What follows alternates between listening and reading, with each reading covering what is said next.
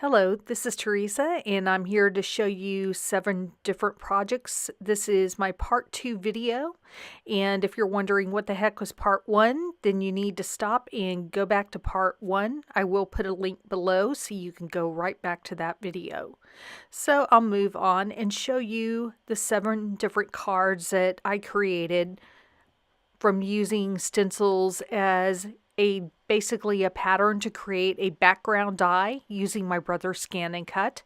So these are some of the projects that I finished using this technique, and I will show you in more detail what I used on each card. So on this first one, I'm showing you that I used the Japanese Mom Build-A-Flower stamp set from Altenew and this kite stencil. And this is what I use to create the background. This stamp layering set, I used some purples and grays and embossed in silver embossing powder and used fog cardstock as a background. Now on this card, I'm using a Hero Arts floral stencil, which is a very large stencil. So I'm showing you where I use the entire stencil, and then on my card I just use part of it. So I cut out just a portion of the finished die cut and use that in the card with acetate on the front, and then I use this reverse confetti stamp set to add the sentiment. I did use a dye ink to stamp and then added clear embossing powder on top and heat set that. Now on to my 2 octopi cards.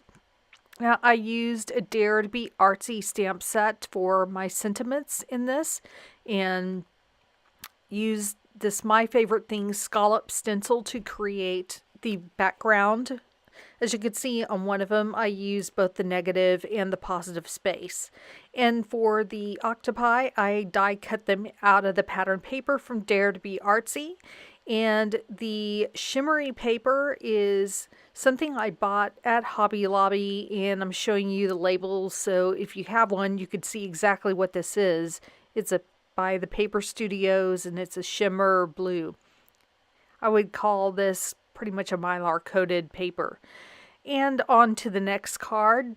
On this one, I used a stencil that's from Hero Arts. It actually was from a card kit. I don't believe it's available for individual sale.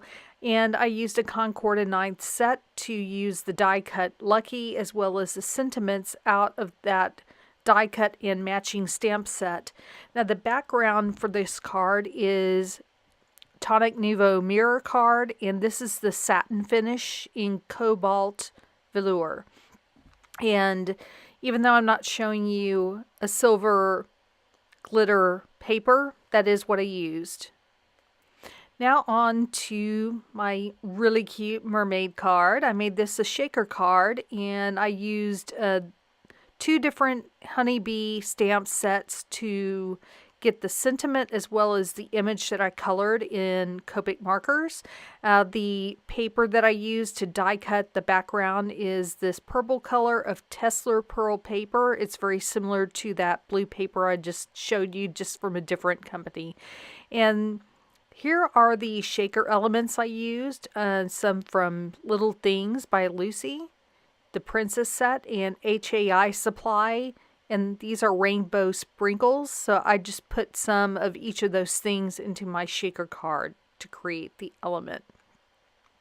And that's, oh yes, of course, the stencil that I use for this card is, again, the My Favorite Things scallop stencil. And the paper that I used as the backdrop for the sentiment as well as the back of the card is from this Die Cuts with a View not stamp set, but paper set. It's a glimmer stock cardstock, and this has a beautiful gold sheen on top of that light pink color that I used for this card. And next is my congratulations card. I use this Catherine Pooler stamp as the design for the die cut background. I use the Dare to Be Artsy Congrats word die cut to create the part of the sentiment, and I cut the shadow twice, once out of the darker background paper as well as white in order to make a contrast. Now with the white paper, I did cut that in half and then split it so that it would peek out from the top and the bottom. And this Bow Bunny double dot paper is what I used for the darker purple background behind some lighter solid lavender colored paper. And the sentiment that I used in addition to the die cut is from Honeybee Stamps. And that completes this particular card. Thank you for spending time with me today. I hope you've enjoyed viewing all of these projects and are inspired to go out and create some of your own with your own stencils and stamps and dies in your own stash. If you're new here, please take a moment to subscribe, and if you like this video, I hope you'll leave me a thumbs up. Until next time, have a great day.